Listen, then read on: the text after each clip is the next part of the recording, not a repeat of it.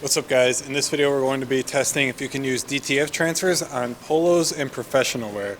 So today I have a 100% poly white polo.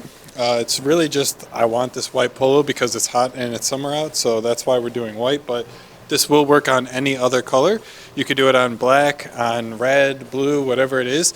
I literally just chose white because it's hot outside. So I also printed 3 different sizes for the DTF transfers just to kind of play around and see which one is going to be working the best. I did 1.5, 2 inches, and 2.5 inches, and just going off of how it looks like this, I think the 1.5 is definitely going to be the one that I want to go with. I'm kind of trying to make it look like it's like a brand logo, really, like the Nike or an Adidas, whatever it is, so I think that size will be pretty well.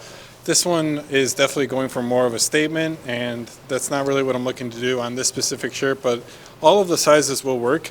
In fact, the smaller one will actually be the hardest technically to transfer, so it'll be a good way to do it, but go ahead and get on with the test. Alright, so we're going to be going with a left chest placement on this one, so I think this will be pretty good. Basically in line, the top of the design is in line with the 3rd button on the polo. Your polo might only have 2 buttons, this one specifically has 3. And then as the placement from the actual armpit, this looks pretty good. It looks very centered between the actual buttons and the armpit. So now we're just going to go ahead and take some of our heat resistant tape and tape this down to the t-shirt.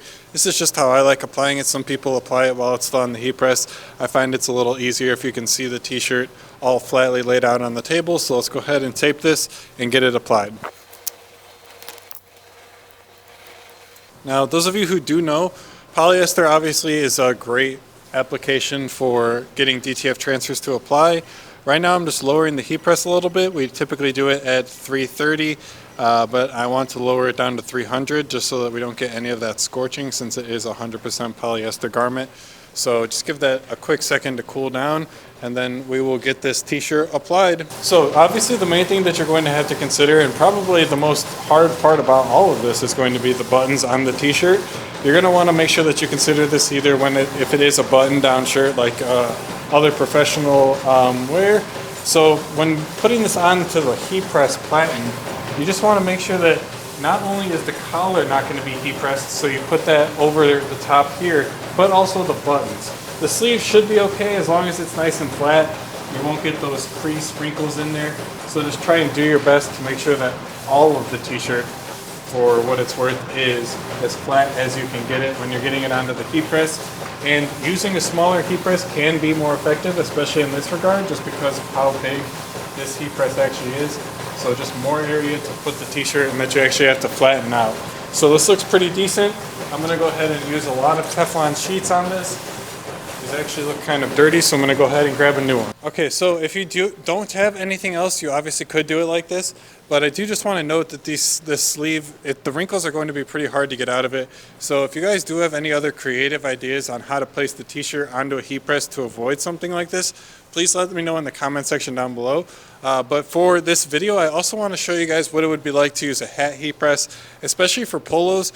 You really only need like a 4x4 area, so something like this can work out really well. And for this one, since it's only 1.5 inches wide, it's going to be perfect.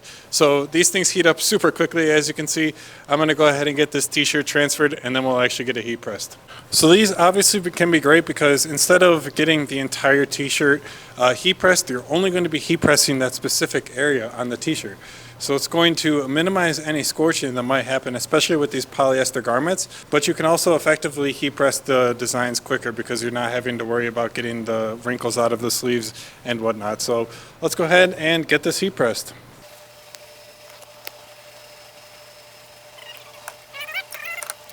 Got our t-shirt.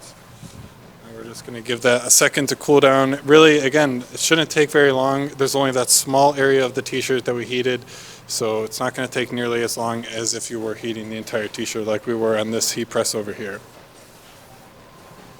In fact, I think we're actually almost good.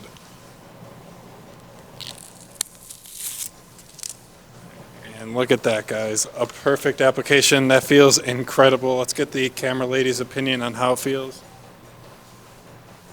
Feels good. There we go, guys. You can certainly apply DTF transfers to polos, professional wear, whatever it is. These DTF transfers are super versatile, so make sure you guys give them a try. Request your free sample box on the website, amstransfers.com.